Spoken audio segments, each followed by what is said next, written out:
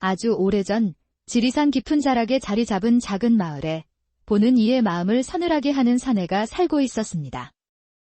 그의 이름은 강무진. 다부진 체격에 매서운 눈매를 가진 그는 험상궂은 외모 탓에 마을 사람들에게 호랑이 총각이라 불리며 외면당하기 일쑤였습니다. 하지만 그의 속마음은 누구보다 따뜻했으니 병든 어머니 순덕을 지극정성으로 모시는 효자였습니다. 무진은 글은 몰라도 셈이 빨라 장터의 셈꾼들보다 계산이 정확했고 묵묵히 품을 팔아번 도는 고스란히 어머니의 약갑으로 들어갔습니다.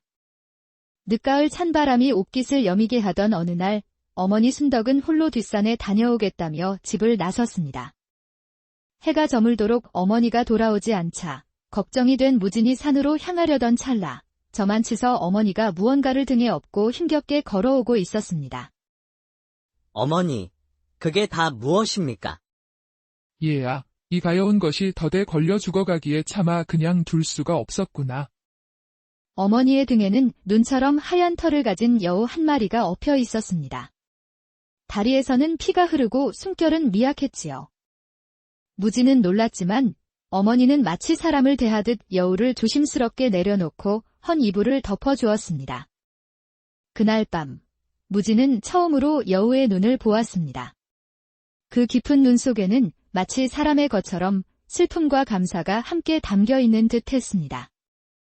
그러나 며칠 뒤 어머니의 병세는 급격히 악화되어 끝내 세상을 떠나고 말았습니다. 무진은 세상에 홀로 남겨졌습니다.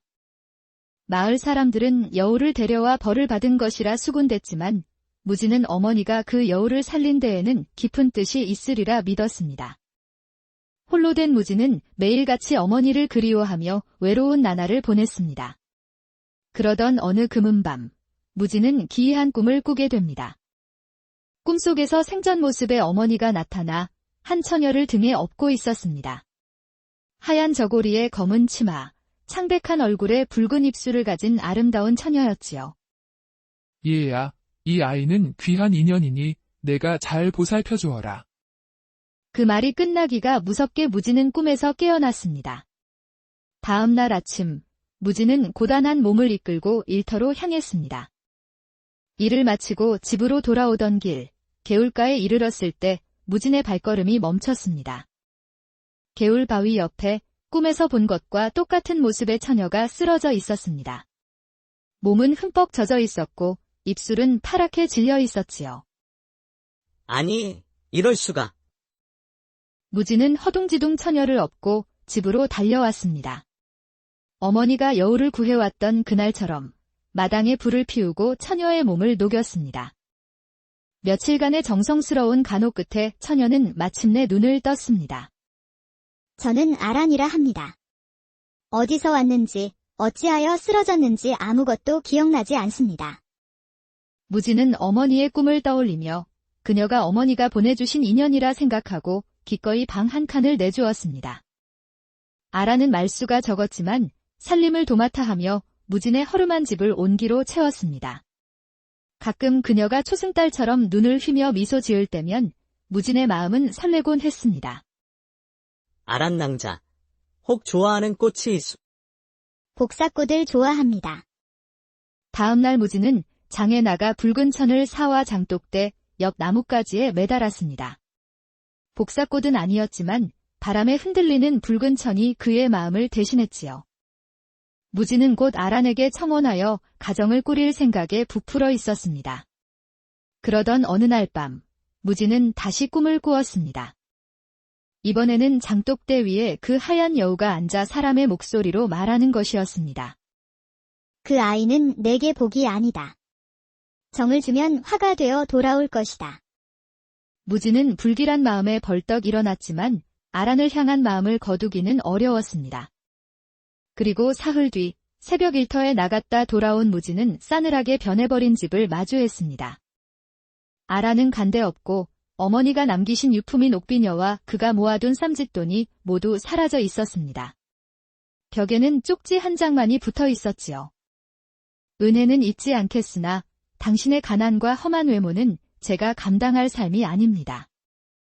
순간 무진은 다리에 힘이 풀려 주저앉고 말았습니다.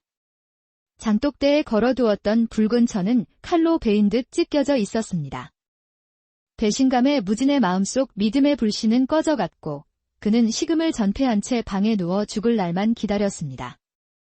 그러던 어느 날 남쪽으로 향하던 송파상단의 행렬이 우연히 마을을 지나게 되었습니다.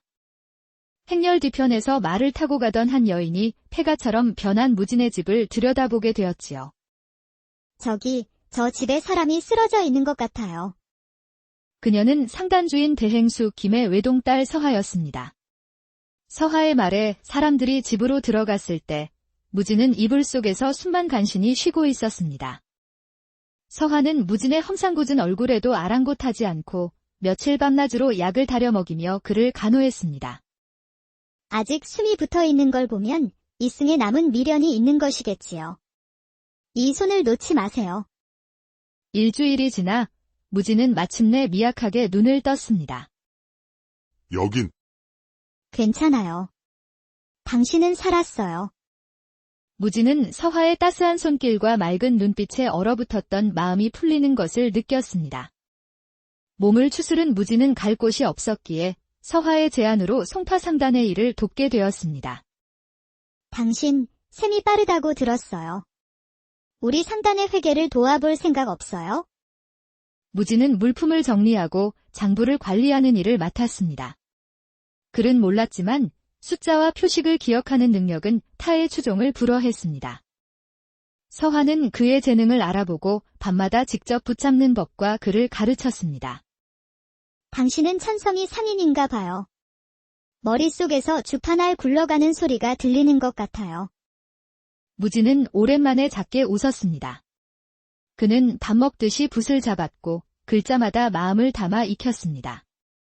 몇 해가 흐르자 무진은 상단의 장부를 완벽하게 꿰뚫게 되었고 새로운 장부 정리법까지 고안하여 상단의 재정을 탄탄하게 만들었습니다.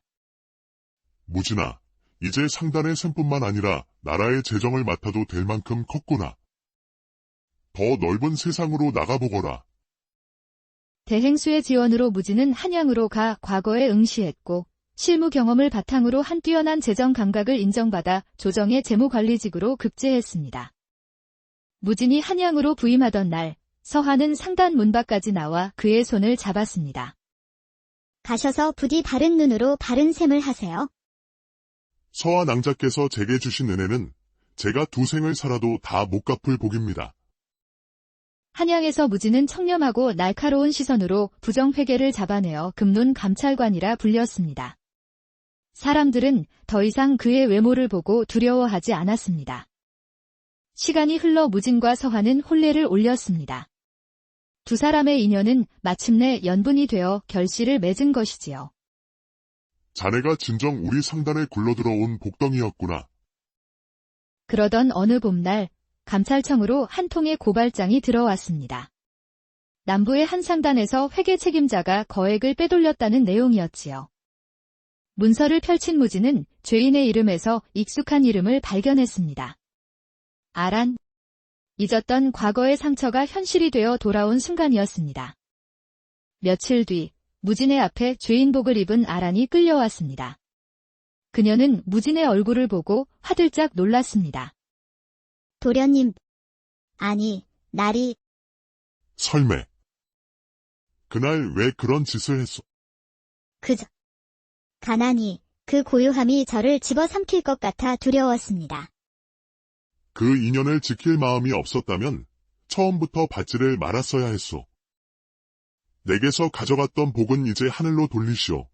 더는 갚을 것도 받을 것도 없소. 무진은 사사로운 감정 없이 국법에 따라 공정하게 사건을 처리했습니다. 그날 밤 그는 아내 서하와 나란히 서서 마당의 복사나무를 바라보았습니다. 낭자. 꿈속의 여우가 그 아이는 복이 아니다라고 했었지요. 그 말이 맞았소? 하지만 그 덕분에 무엇이 참된 인연인지 깨닫게 되셨지요. 서하는 무진의 손을 꼭 잡았습니다. 이제 무진의 얼굴은 누가 봐도 무서운 얼굴이 아니었습니다. 그곳에는 인내와 신념이 빚어낸 위엄이 깃들어 있었습니다. 이따금 무진은 꿈속에서 어머니를 만났습니다.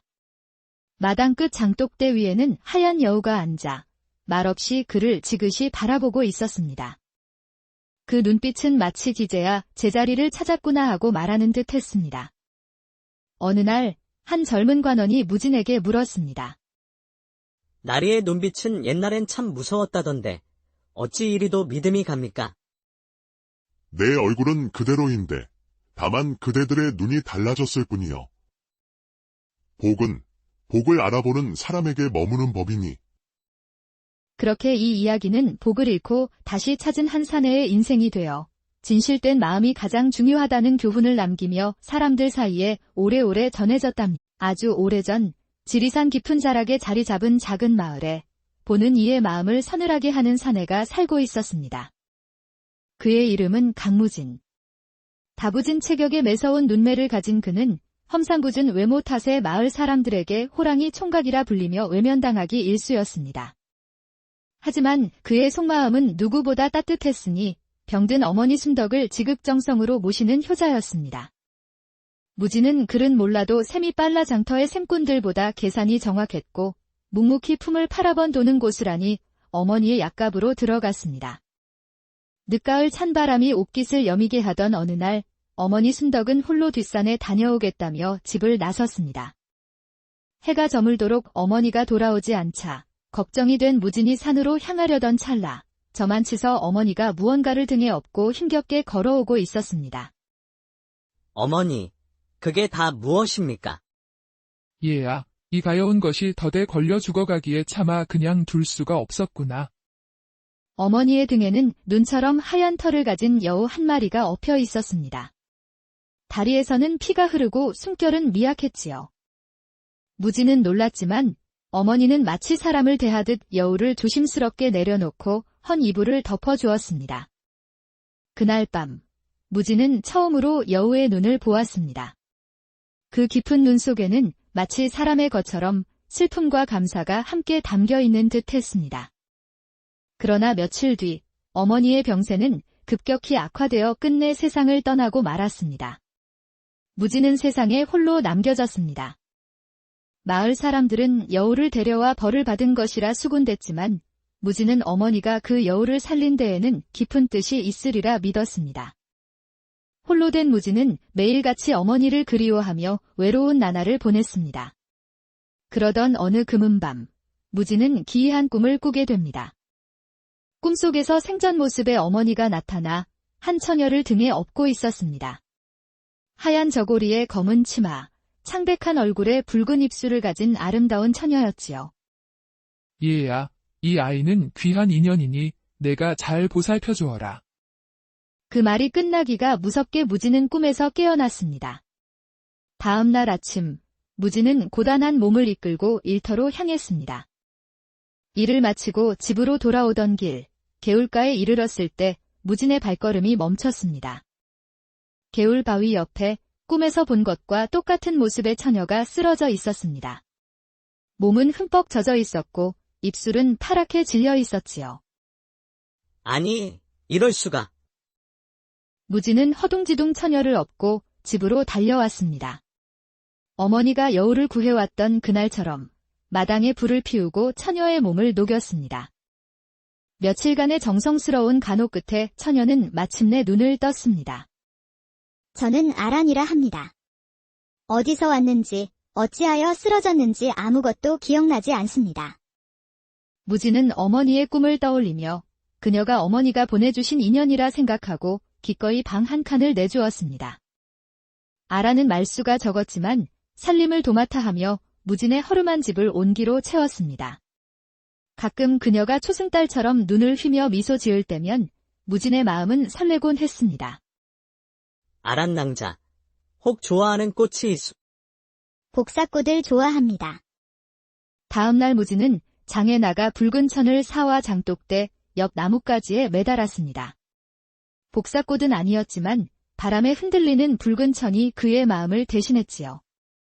무진은 곧 아란에게 청혼하여 가정을 꾸릴 생각에 부풀어 있었습니다. 그러던 어느 날 밤, 무진은 다시 꿈을 꾸었습니다. 이번에는 장독대 위에 그 하얀 여우가 앉아 사람의 목소리로 말하는 것이었습니다. 그 아이는 내게 복이 아니다. 정을 주면 화가 되어 돌아올 것이다. 무지는 불길한 마음에 벌떡 일어났지만 아란을 향한 마음을 거두기는 어려웠습니다. 그리고 사흘 뒤 새벽 일터에 나갔다 돌아온 무지는 싸늘하게 변해버린 집을 마주했습니다. 아란은 간데없고 어머니가 남기신 유품인 옥비녀와 그가 모아둔 쌈짓돈이 모두 사라져 있었습니다. 벽에는 쪽지 한 장만이 붙어 있었지요. 은혜는 잊지 않겠으나 당신의 가난과 험한 외모는 제가 감당할 삶이 아닙니다. 순간 무지는 다리에 힘이 풀려 주저앉고 말았습니다. 장독대에 걸어두었던 붉은 천은 칼로 베인 듯 찢겨져 있었습니다. 배신감에 무진의 마음속 믿음의 불씨는 꺼져갔고 그는 식음을 전폐한 채 방에 누워 죽을 날만 기다렸습니다. 그러던 어느 날 남쪽으로 향하던 송파상단의 행렬이 우연히 마을을 지나게 되었습니다. 행렬 뒤편에서 말을 타고 가던 한 여인이 폐가처럼 변한 무진의 집을 들여다보게 되었지요. 저기, 저 집에 사람이 쓰러져 있는 것 같아요. 그녀는 상단주인 대행수 김의 외동딸 서하였습니다. 서하의 말에 사람들이 집으로 들어갔을 때 무진은 이불 속에서 숨만 간신히 쉬고 있었습니다. 서하는 무진의 험상궂은 얼굴에도 아랑곳하지 않고 며칠 밤낮으로 약을 다려 먹이며 그를 간호했습니다. 아직 숨이 붙어 있는 걸 보면 이승에 남은 미련이 있는 것이겠지요. 이 손을 놓지 마세요. 일주일이 지나 무진은 마침내 미약하게 눈을 떴습니다. 여긴 괜찮아요. 당신은 살았어요. 무진은 서하의 따스한 손길과 맑은 눈빛에 얼어붙었던 마음이 풀리는 것을 느꼈습니다. 몸을 추스른 무진은 갈 곳이 없었기에 서하의 제안으로 송파상단의 일을 돕게 되었습니다. 당신, 셈이 빠르다고 들었어요. 우리 상단의 회계를 도와볼 생각 없어요? 무진은 물품을 정리하고 장부를 관리하는 일을 맡았습니다. 그는 몰랐지만 숫자와 표식을 기억하는 능력은 타의 추종을 불허했습니다. 서하는 그의 재능을 알아보고 밤마다 직접 붙잡는 법과 그를 가르쳤습니다. 당신은 천성이 상인인가 봐요. 머릿속에서 주판알 굴러가는 소리가 들리는 것 같아요.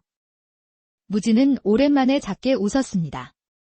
그는 밥 먹듯이 붓을 잡았고 글자마다 마음을 담아 익혔습니다. 몇 해가 흐르자 무진은 상단의 장부를 완벽하게 꿰뚫게 되었고 새로운 장부 정리법까지 고안하여 상단의 재정을 탄탄하게 만들었습니다. 무진아, 이제 상단의 셈뿐만 아니라 나라의 재정을 맡아도 될 만큼 컸구나.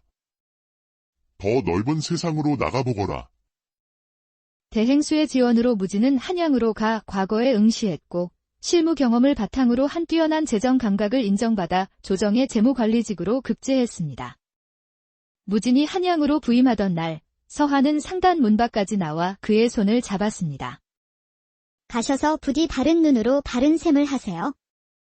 서하 낭자께서 제게 주신 은혜는 제가 두 생을 살아도 다 못 갚을 복입니다.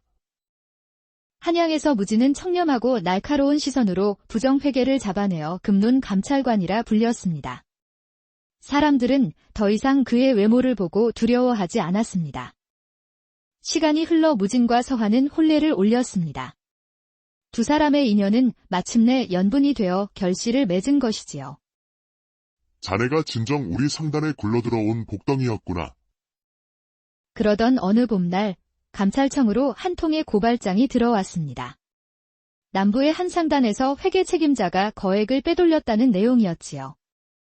문서를 펼친 무진은 죄인의 이름에서 익숙한 이름을 발견했습니다.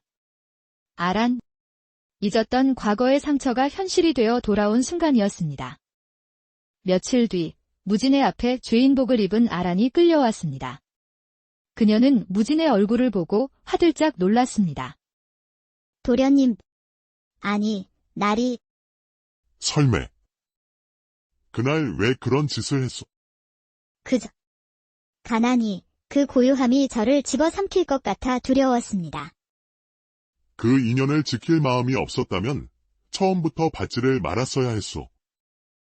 내게서 가져갔던 복은 이제 하늘로 돌리시오. 더는 갚을 것도 받을 것도 없소. 무지는 사사로운 감정 없이 국법에 따라 공정하게 사건을 처리했습니다. 그날 밤, 그는 아내 서화와 나란히 서서 마당의 복사나무를 바라보았습니다. 낭자. 꿈속의 여우가 그 아이는 복이 아니다라고 했었지요. 그 말이 맞았소? 하지만 그 덕분에 무엇이 참된 인연인지 깨닫게 되셨지요. 서화는 무진의 손을 꼭 잡았습니다.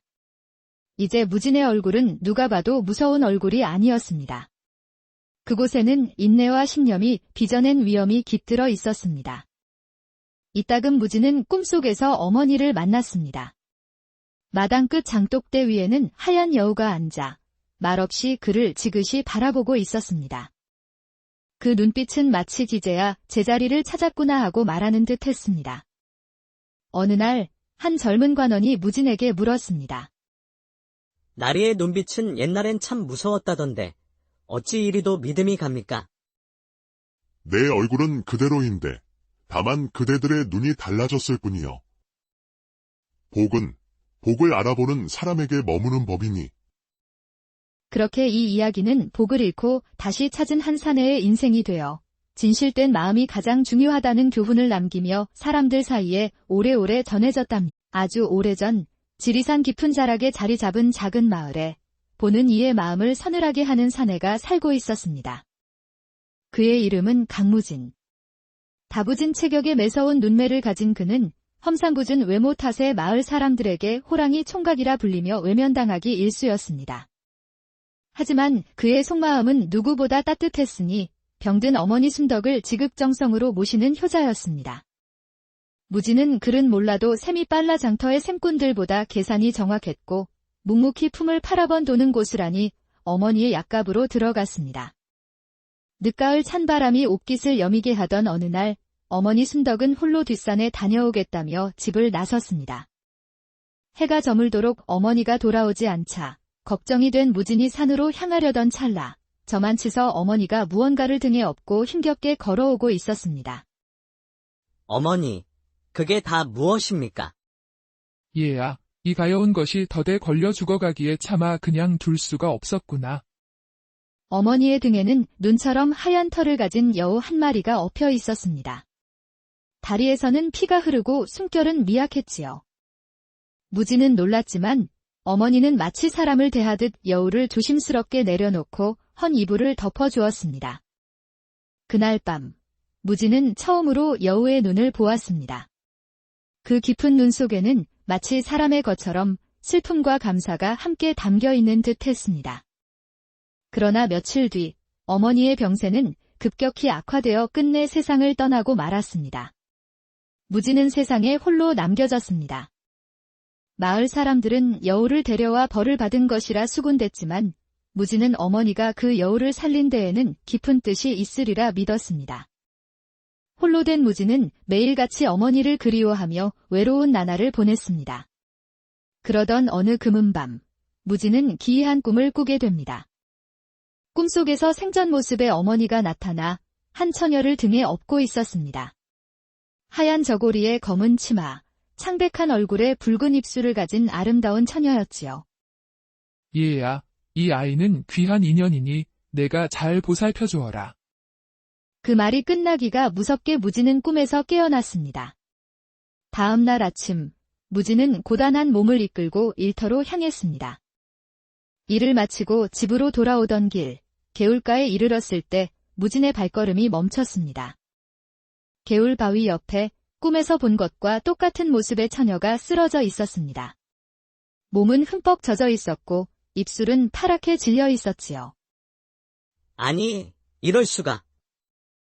무진은 허둥지둥 처녀를 업고 집으로 달려왔습니다. 어머니가 여우를 구해왔던 그날처럼 마당에 불을 피우고 처녀의 몸을 녹였습니다. 며칠간의 정성스러운 간호 끝에 처녀는 마침내 눈을 떴습니다. 저는 아란이라 합니다. 어디서 왔는지, 어찌하여 쓰러졌는지 아무것도 기억나지 않습니다. 무진은 어머니의 꿈을 떠올리며 그녀가 어머니가 보내주신 인연이라 생각하고 기꺼이 방 한 칸을 내주었습니다. 아란은 말수가 적었지만 살림을 도맡아 하며 무진의 허름한 집을 온기로 채웠습니다. 가끔 그녀가 초승달처럼 눈을 휘며 미소 지을 때면 무진의 마음은 설레곤 했습니다. 아란낭자. 혹 좋아하는 꽃이 있소? 복사꽃을 좋아합니다. 다음 날 무진은 장에 나가 붉은 천을 사와 장독대 옆 나뭇가지에 매달았습니다. 복사꽃은 아니었지만 바람에 흔들리는 붉은 천이 그의 마음을 대신했지요. 무진은 곧 아란에게 청혼하여 가정을 꾸릴 생각에 부풀어 있었습니다. 그러던 어느 날 밤, 무진은 다시 꿈을 꾸었습니다. 이번에는 장독대 위에 그 하얀 여우가 앉아 사람의 목소리로 말하는 것이었습니다. 그 아이는 내게 복이 아니다. 정을 주면 화가 되어 돌아올 것이다. 무진은 불길한 마음에 벌떡 일어났지만 아란을 향한 마음을 거두기는 어려웠습니다. 그리고 사흘 뒤 새벽 일터에 나갔다 돌아온 무진은 싸늘하게 변해버린 집을 마주했습니다. 아란은 간데없고 어머니가 남기신 유품인 옥비녀와 그가 모아둔 쌈짓돈이 모두 사라져 있었습니다. 벽에는 쪽지 한 장만이 붙어 있었지요. 은혜는 잊지 않겠으나 당신의 가난과 험한 외모는 제가 감당할 삶이 아닙니다. 순간 무진은 다리에 힘이 풀려 주저앉고 말았습니다. 장독대에 걸어두었던 붉은 천은 칼로 베인 듯 찢겨져 있었습니다. 배신감에 무진의 마음속 믿음의 불씨는 꺼져갔고 그는 식음을 전폐한 채 방에 누워 죽을 날만 기다렸습니다. 그러던 어느 날 남쪽으로 향하던 송파상단의 행렬이 우연히 마을을 지나게 되었습니다. 행렬 뒤편에서 말을 타고 가던 한 여인이 폐가처럼 변한 무진의 집을 들여다보게 되었지요. 저기, 저 집에 사람이 쓰러져 있는 것 같아요. 그녀는 상단주인 대행수 김의 외동딸 서하였습니다. 서하의 말에 사람들이 집으로 들어갔을 때 무진은 이불 속에서 숨만 간신히 쉬고 있었습니다. 서하는 무진의 험상궂은 얼굴에도 아랑곳하지 않고 며칠 밤낮으로 약을 다려 먹이며 그를 간호했습니다. 아직 숨이 붙어 있는 걸 보면 이승에 남은 미련이 있는 것이겠지요. 이 손을 놓지 마세요. 일주일이 지나 무진은 마침내 미약하게 눈을 떴습니다. 여긴 괜찮아요. 당신은 살았어요. 무진은 서하의 따스한 손길과 맑은 눈빛에 얼어붙었던 마음이 풀리는 것을 느꼈습니다. 몸을 추스른 무진은 갈 곳이 없었기에 서하의 제안으로 송파상단의 일을 돕게 되었습니다. 당신, 셈이 빠르다고 들었어요. 우리 상단의 회계를 도와볼 생각 없어요? 무진은 물품을 정리하고 장부를 관리하는 일을 맡았습니다. 그는 몰랐지만 숫자와 표식을 기억하는 능력은 타의 추종을 불허했습니다. 서하는 그의 재능을 알아보고 밤마다 직접 붙잡는 법과 그를 가르쳤습니다. 당신은 천성이 상인인가 봐요. 머릿속에서 주판알 굴러가는 소리가 들리는 것 같아요. 무진은 오랜만에 작게 웃었습니다. 그는 밥 먹듯이 붓을 잡았고 글자마다 마음을 담아 익혔습니다. 몇 해가 흐르자 무진은 상단의 장부를 완벽하게 꿰뚫게 되었고 새로운 장부 정리법까지 고안하여 상단의 재정을 탄탄하게 만들었습니다. 무진아, 이제 상단의 셈뿐만 아니라 나라의 재정을 맡아도 될 만큼 컸구나. 더 넓은 세상으로 나가보거라. 대행수의 지원으로 무진은 한양으로 가 과거에 응시했고 실무 경험을 바탕으로 한 뛰어난 재정 감각을 인정받아 조정의 재무관리직으로 급제했습니다. 무진이 한양으로 부임하던 날 서하는 상단 문 밖까지 나와 그의 손을 잡았습니다. 가셔서 부디 바른 눈으로 바른 셈을 하세요. 서하 낭자께서 제게 주신 은혜는 제가 두 생을 살아도 다 못 갚을 복입니다. 한양에서 무진은 청렴하고 날카로운 시선으로 부정회계를 잡아내어 금론 감찰관이라 불렸습니다. 사람들은 더 이상 그의 외모를 보고 두려워하지 않았습니다. 시간이 흘러 무진과 서하는 혼례를 올렸습니다. 두 사람의 인연은 마침내 연분이 되어 결실을 맺은 것이지요. 자네가 진정 우리 상단에 굴러들어온 복덩이였구나.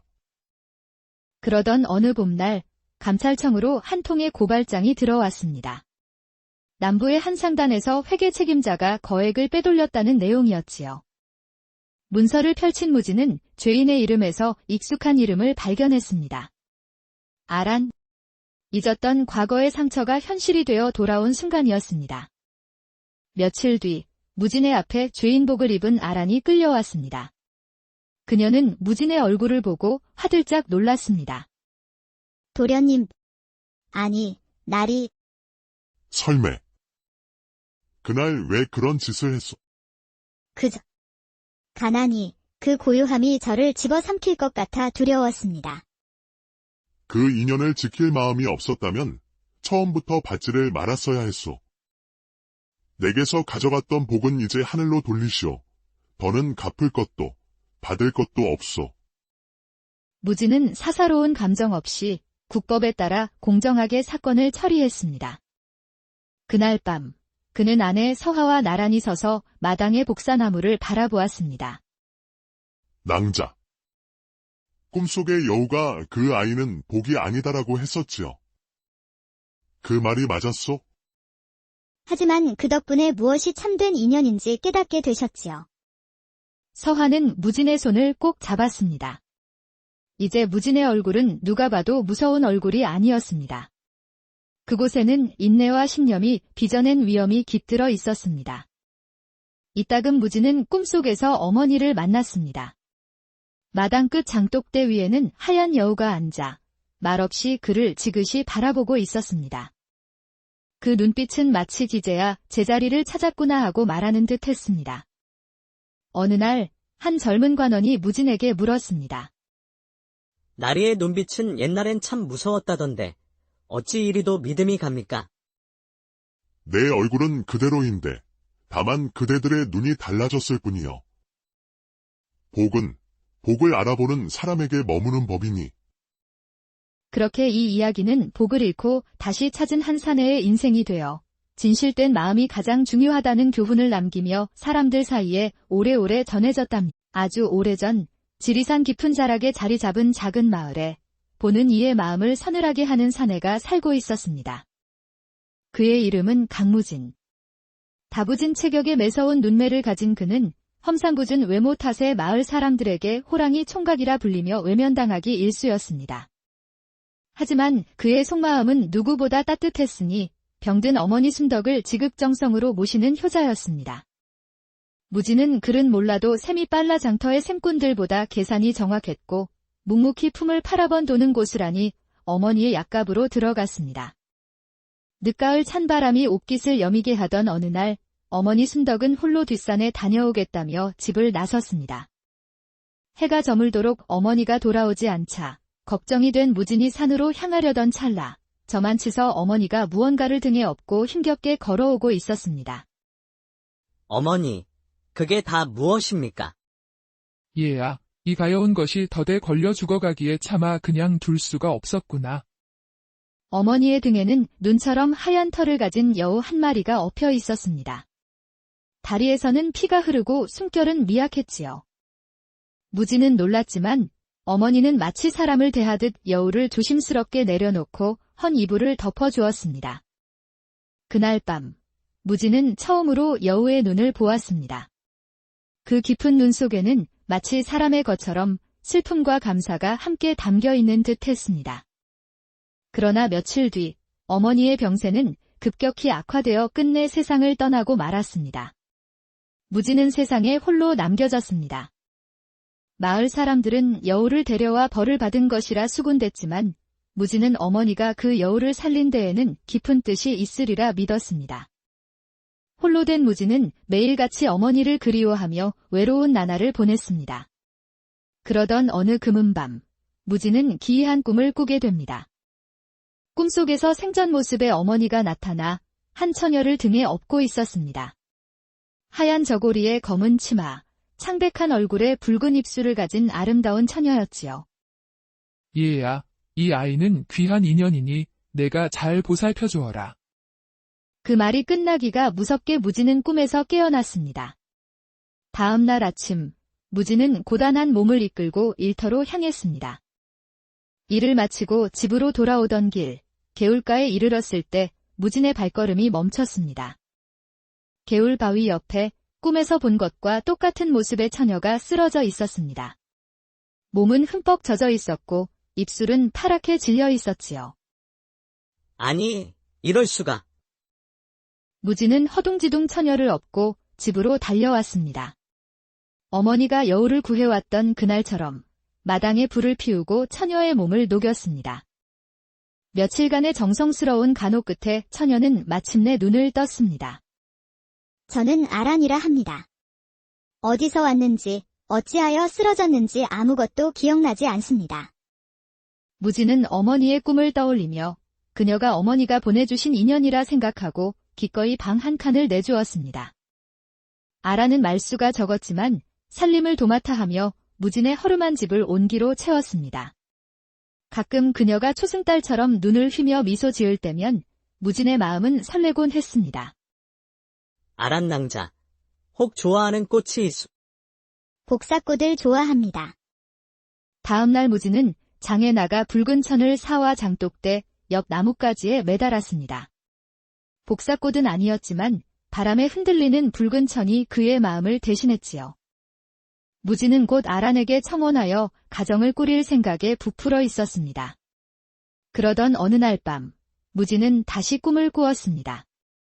이번에는 장독대 위에 그 하얀 여우가 앉아 사람의 목소리로 말하는 것이었습니다. 그 아이는 내게 복이 아니다. 정을 주면 화가 되어 돌아올 것이다. 무진은 불길한 마음에 벌떡 일어났지만 아란을 향한 마음을 거두기는 어려웠습니다. 그리고 사흘 뒤 새벽 일터에 나갔다 돌아온 무진은 싸늘하게 변해버린 집을 마주했습니다. 아란은 간데없고 어머니가 남기신 유품인 옥비녀와 그가 모아둔 쌈짓돈이 모두 사라져 있었습니다. 벽에는 쪽지 한 장만이 붙어 있었지요. 은혜는 잊지 않겠으나 당신의 가난과 험한 외모는 제가 감당할 삶이 아닙니다. 순간 무진은 다리에 힘이 풀려 주저앉고 말았습니다. 장독대에 걸어두었던 붉은 천은 칼로 베인 듯 찢겨져 있었습니다. 배신감에 무진의 마음속 믿음의 불씨는 꺼져갔고 그는 식음을 전폐한 채 방에 누워 죽을 날만 기다렸습니다. 그러던 어느 날 남쪽으로 향하던 송파상단의 행렬이 우연히 마을을 지나게 되었습니다. 행렬 뒤편에서 말을 타고 가던 한 여인이 폐가처럼 변한 무진의 집을 들여다보게 되었지요. 저기, 저 집에 사람이 쓰러져 있는 것 같아요. 그녀는 상단주인 대행수 김의 외동딸 서하였습니다. 서하의 말에 사람들이 집으로 들어갔을 때 무진은 이불 속에서 숨만 간신히 쉬고 있었습니다. 서하는 무진의 험상궂은 얼굴에도 아랑곳하지 않고 며칠 밤낮으로 약을 다려 먹이며 그를 간호했습니다. 아직 숨이 붙어 있는 걸 보면 이승에 남은 미련이 있는 것이겠지요. 이 손을 놓지 마세요. 일주일이 지나 무진은 마침내 미약하게 눈을 떴습니다. 여긴 괜찮아요. 당신은 살았어요. 무진은 서하의 따스한 손길과 맑은 눈빛에 얼어붙었던 마음이 풀리는 것을 느꼈습니다. 몸을 추스른 무진은 갈 곳이 없었기에 서하의 제안으로 송파상단의 일을 돕게 되었습니다. 당신, 셈이 빠르다고 들었어요. 우리 상단의 회계를 도와볼 생각 없어요? 무진은 물품을 정리하고 장부를 관리하는 일을 맡았습니다. 그는 몰랐지만 숫자와 표식을 기억하는 능력은 타의 추종을 불허했습니다. 서하는 그의 재능을 알아보고 밤마다 직접 붙잡는 법과 그를 가르쳤습니다. 당신은 천성이 상인인가 봐요. 머릿속에서 주판알 굴러가는 소리가 들리는 것 같아요. 무진은 오랜만에 작게 웃었습니다. 그는 밥 먹듯이 붓을 잡았고 글자마다 마음을 담아 익혔습니다. 몇 해가 흐르자 무진은 상단의 장부를 완벽하게 꿰뚫게 되었고 새로운 장부 정리법까지 고안하여 상단의 재정을 탄탄하게 만들었습니다. 무진아, 이제 상단의 셈뿐만 아니라 나라의 재정을 맡아도 될 만큼 컸구나. 더 넓은 세상으로 나가보거라. 대행수의 지원으로 무진은 한양으로 가 과거에 응시했고 실무 경험을 바탕으로 한 뛰어난 재정 감각을 인정받아 조정의 재무관리직으로 급제했습니다. 무진이 한양으로 부임하던 날 서하는 상단 문 밖까지 나와 그의 손을 잡았습니다. 가셔서 부디 바른 눈으로 바른 셈을 하세요. 서하 낭자께서 제게 주신 은혜는 제가 두 생을 살아도 다 못 갚을 복입니다. 한양에서 무지는 청렴하고 날카로운 시선으로 부정회계를 잡아내어 금론 감찰관이라 불렸습니다. 사람들은 더 이상 그의 외모를 보고 두려워하지 않았습니다. 시간이 흘러 무진과 서환은 혼례를 올렸습니다. 두 사람의 인연은 마침내 연분이 되어 결실을 맺은 것이지요. 자네가 진정 우리 상단에 굴러들어온 복덩이였구나. 그러던 어느 봄날 감찰청으로 한 통의 고발장이 들어왔습니다. 남부의 한 상단에서 회계 책임자가 거액을 빼돌렸다는 내용이었지요. 문서를 펼친 무진은 죄인의 이름에서 익숙한 이름을 발견했습니다. 아란. 잊었던 과거의 상처가 현실이 되어 돌아온 순간이었습니다. 며칠 뒤 무진의 앞에 죄인복을 입은 아란이 끌려왔습니다. 그녀는 무진의 얼굴을 보고 화들짝 놀랐습니다. 도련님. 아니, 날이 설매. 그날 왜 그런 짓을 했어? 가난이, 그 고요함이 저를 집어삼킬 것 같아 두려웠습니다. 그 인연을 지킬 마음이 없었다면 처음부터 받지를 말았어야 했소. 내게서 가져갔던 복은 이제 하늘로 돌리시오.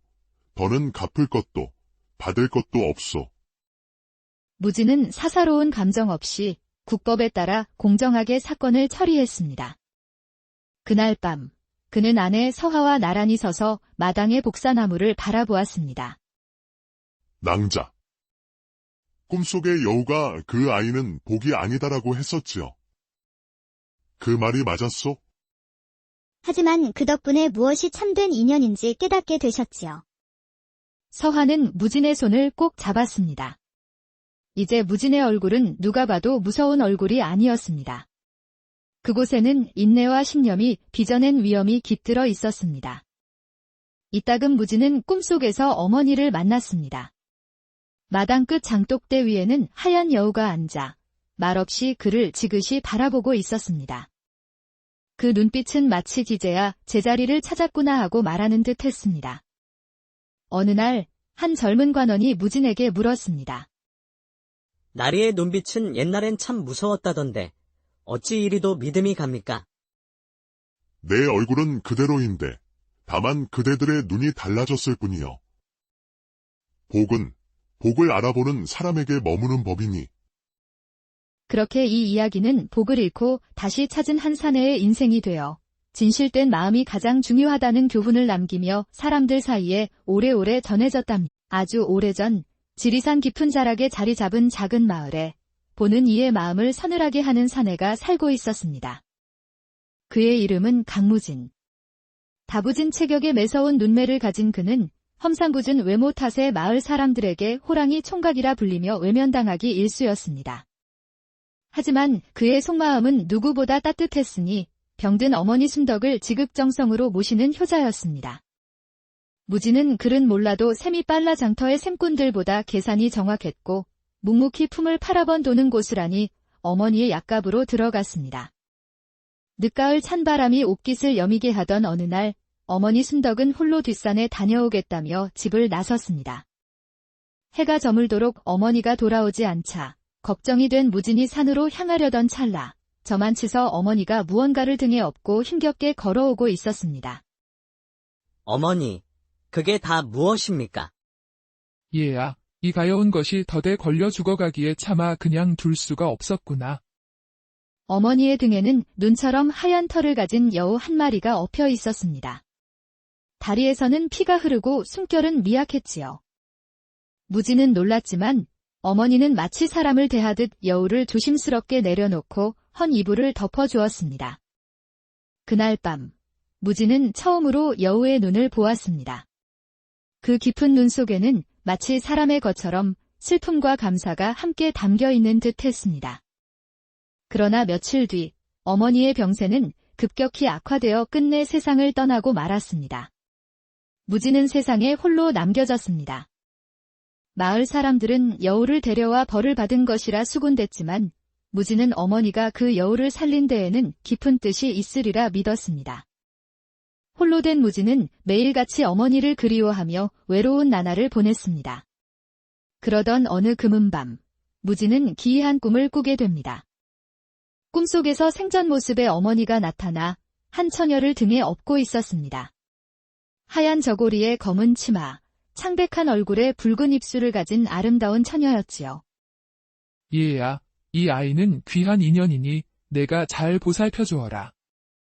그 말이 끝나기가 무섭게 무지는 꿈에서 깨어났습니다. 다음 날 아침, 무지는 고단한 몸을 이끌고 일터로 향했습니다.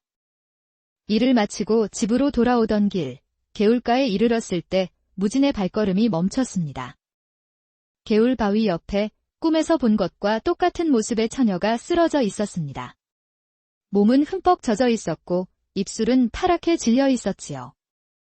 아니, 이럴 수가. 무지는 허둥지둥 처녀를 업고 집으로 달려왔습니다. 어머니가 여우를 구해왔던 그날처럼 마당에 불을 피우고 처녀의 몸을 녹였습니다. 며칠간의 정성스러운 간호 끝에 처녀는 마침내 눈을 떴습니다. 저는 아란이라 합니다.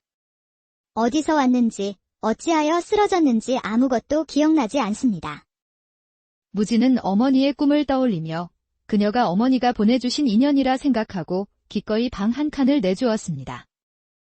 아란은 말수가 적었지만 살림을 도맡아 하며 무진의 허름한 집을 온기로 채웠습니다. 가끔 그녀가 초승달처럼 눈을 휘며 미소 지을 때면 무진의 마음은 설레곤 했습니다. 아란 낭자. 혹 좋아하는 꽃이 있소? 복사꽃을 좋아합니다. 다음 날 무진은 장에 나가 붉은 천을 사와 장독대 옆 나뭇가지에 매달았습니다.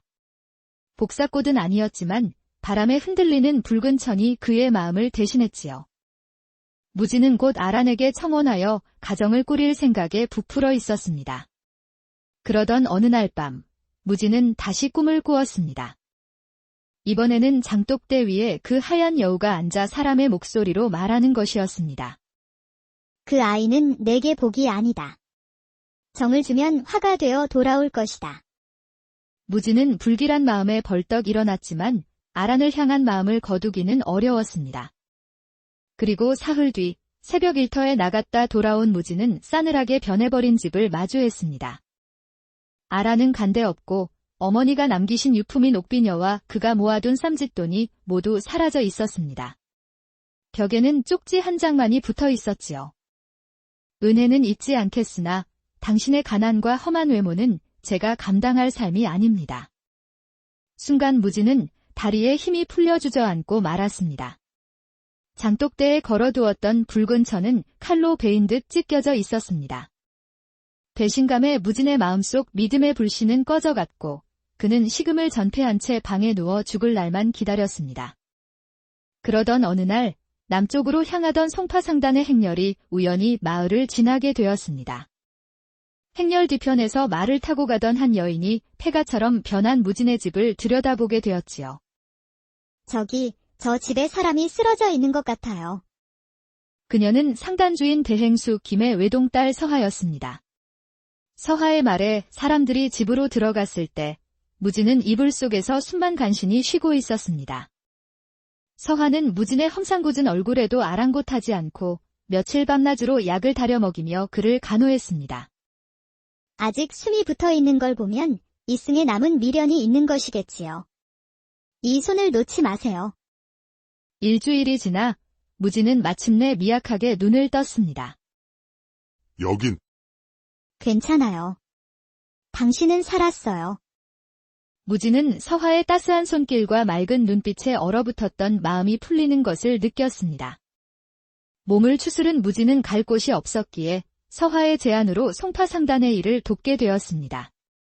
당신, 셈이 빠르다고 들었어요. 우리 상단의 회계를 도와볼 생각 없어요? 무진은 물품을 정리하고 장부를 관리하는 일을 맡았습니다. 그는 몰랐지만 숫자와 표식을 기억하는 능력은 타의 추종을 불허했습니다. 서하는 그의 재능을 알아보고 밤마다 직접 붙잡는 법과 그를 가르쳤습니다. 당신은 천성이 상인인가 봐요. 머릿속에서 주판알 굴러가는 소리가 들리는 것 같아요. 무진은 오랜만에 작게 웃었습니다. 그는 밥 먹듯이 붓을 잡았고 글자마다 마음을 담아 익혔습니다. 몇 해가 흐르자 무진은 상단의 장부를 완벽하게 꿰뚫게 되었고 새로운 장부 정리법까지 고안하여 상단의 재정을 탄탄하게 만들었습니다. 무진아, 이제 상단의 셈뿐만 아니라 나라의 재정을 맡아도 될 만큼 컸구나. 더 넓은 세상으로 나가보거라. 대행수의 지원으로 무진은 한양으로 가 과거에 응시했고 실무 경험을 바탕으로 한 뛰어난 재정 감각을 인정받아 조정의 재무관리직으로 급제했습니다. 무진이 한양으로 부임하던 날 서한은 상단 문 밖까지 나와 그의 손을 잡았습니다. 가셔서 부디 바른 눈으로 바른 셈을 하세요. 서하 낭자께서 제게 주신 은혜는 제가 두 생을 살아도 다 못 갚을 복입니다. 한양에서 무진은 청렴하고 날카로운 시선으로 부정회계를 잡아내어 금눈 감찰관이라 불렸습니다. 사람들은 더 이상 그의 외모를 보고 두려워하지 않았습니다. 시간이 흘러 무진과 서한은 혼례를 올렸습니다. 두 사람의 인연은 마침내 연분이 되어 결실을 맺은 것이지요. 자네가 진정 우리 상단에 굴러들어온 복덩이였구나. 그러던 어느 봄날 감찰청으로 한 통의 고발장이 들어왔습니다. 남부의 한 상단에서 회계 책임자가 거액을 빼돌렸다는 내용이었지요. 문서를 펼친 무진은 죄인의 이름에서 익숙한 이름을 발견했습니다. 아란. 잊었던 과거의 상처가 현실이 되어 돌아온 순간이었습니다. 며칠 뒤 무진의 앞에 죄인복을 입은 아란이 끌려왔습니다. 그녀는 무진의 얼굴을 보고 화들짝 놀랐습니다. 도련님. 아니, 날이. 설매. 그날 왜 그런 짓을 했소?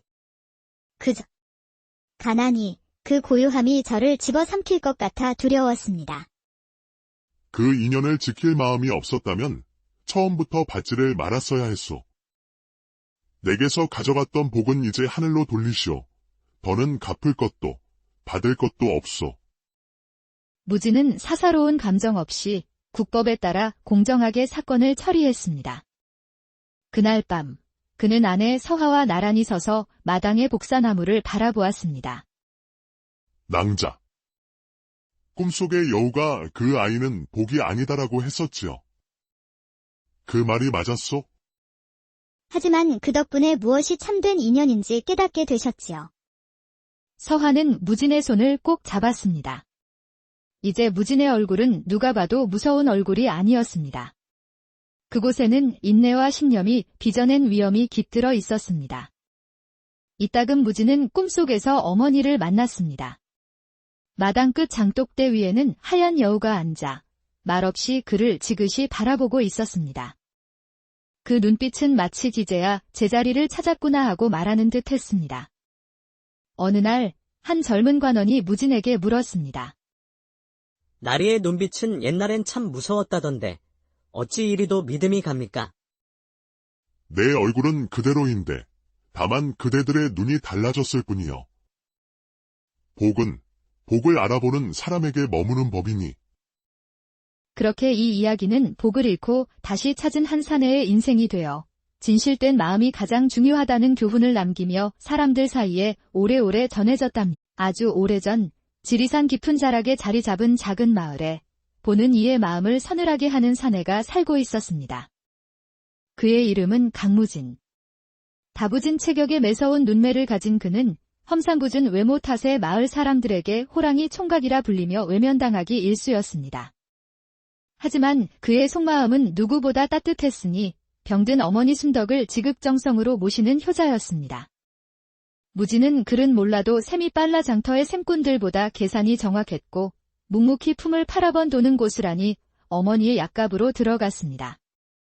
늦가을 찬바람이 옷깃을 여미게 하던 어느 날 어머니 순덕은 홀로 뒷산에 다녀오겠다며 집을 나섰습니다.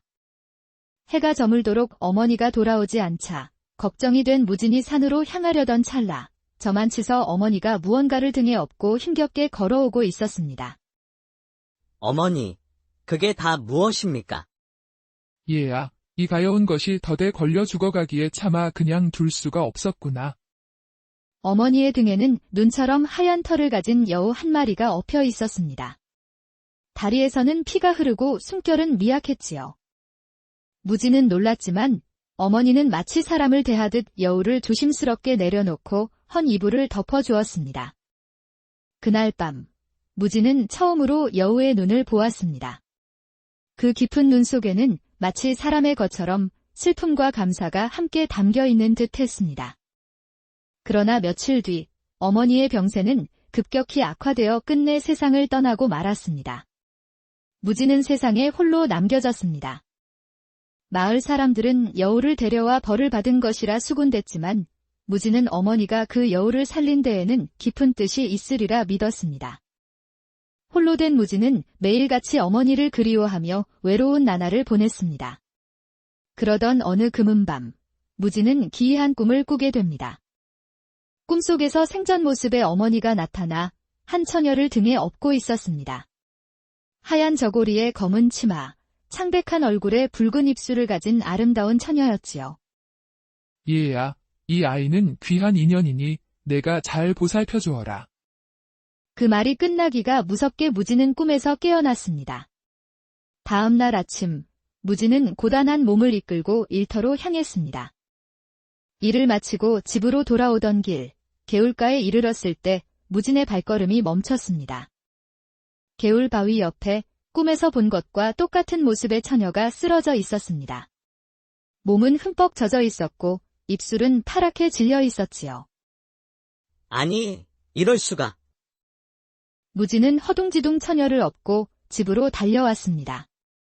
어머니가 여우를 구해왔던 그날처럼 마당에 불을 피우고 처녀의 몸을 녹였습니다. 며칠간의 정성스러운 간호 끝에 처녀는 마침내 눈을 떴습니다. 저는 아란이라 합니다. 어디서 왔는지, 어찌하여 쓰러졌는지 아무것도 기억나지 않습니다. 무지는 어머니의 꿈을 떠올리며 그녀가 어머니가 보내주신 인연이라 생각하고 기꺼이 방 한 칸을 내주었습니다. 아라는 말수가 적었지만 살림을 도맡아 하며 무진의 허름한 집을 온기로 채웠습니다. 가끔 그녀가 초승달처럼 눈을 휘며 미소 지을 때면 무진의 마음은 설레곤 했습니다. 아란 낭자, 혹 좋아하는 꽃이 있소? 복사꽃을 좋아합니다. 다음 날 무진은 장에 나가 붉은 천을 사와 장독대 옆 나뭇가지에 매달았습니다. 복사꽃은 아니었지만 바람에 흔들리는 붉은 천이 그의 마음을 대신했지요. 무지는 곧 아란에게 청혼하여 가정을 꾸릴 생각에 부풀어 있었습니다. 그러던 어느 날 밤, 무지는 다시 꿈을 꾸었습니다. 이번에는 장독대 위에 그 하얀 여우가 앉아 사람의 목소리로 말하는 것이었습니다. 그 아이는 내게 복이 아니다. 정을 주면 화가 되어 돌아올 것이다. 무지는 불길한 마음에 벌떡 일어났지만 아란을 향한 마음을 거두기는 어려웠습니다. 그리고 사흘 뒤 새벽 일터에 나갔다 돌아온 무지는 싸늘하게 변해버린 집을 마주했습니다. 아란은 간데없고 어머니가 남기신 유품인 옥비녀와 그가 모아둔 쌈짓돈이 모두 사라져 있었습니다. 벽에는 쪽지 한 장만이 붙어 있었지요. 은혜는 잊지 않겠으나 당신의 가난과 험한 외모는 제가 감당할 삶이 아닙니다. 순간 무지는 다리에 힘이 풀려 주저앉고 말았습니다. 장독대에 걸어두었던 붉은 천은 칼로 베인 듯 찢겨져 있었습니다. 배신감에 무진의 마음속 믿음의 불씨는 꺼져갔고 그는 식음을 전폐한 채 방에 누워 죽을 날만 기다렸습니다. 그러던 어느 날 남쪽으로 향하던 송파상단의 행렬이 우연히 마을을 지나게 되었습니다. 행렬 뒤편에서 말을 타고 가던 한 여인이 폐가처럼 변한 무진의 집을 들여다보게 되었지요. 저기, 저 집에 사람이 쓰러져 있는 것 같아요. 그녀는 상단주인 대행수 김의 외동딸 서하였습니다. 서하의 말에 사람들이 집으로 들어갔을 때 무진은 이불 속에서 숨만 간신히 쉬고 있었습니다. 서하는 무진의 험상궂은 얼굴에도 아랑곳하지 않고 며칠 밤낮으로 약을 다려 먹이며 그를 간호했습니다. 아직 숨이 붙어 있는 걸 보면 이승에 남은 미련이 있는 것이겠지요. 이 손을 놓지 마세요. 일주일이 지나 무진은 마침내 미약하게 눈을 떴습니다. 여긴 괜찮아요. 당신은 살았어요. 무진은 서하의 따스한 손길과 맑은 눈빛에 얼어붙었던 마음이 풀리는 것을 느꼈습니다. 몸을 추스른 무진은 갈 곳이 없었기에 서하의 제안으로 송파상단의 일을 돕게 되었습니다. 당신, 셈이 빠르다고 들었어요. 우리 상단의 회계를 도와볼 생각 없어요? 무지는 물품을 정리하고 장부를 관리하는 일을 맡았습니다. 그는 몰랐지만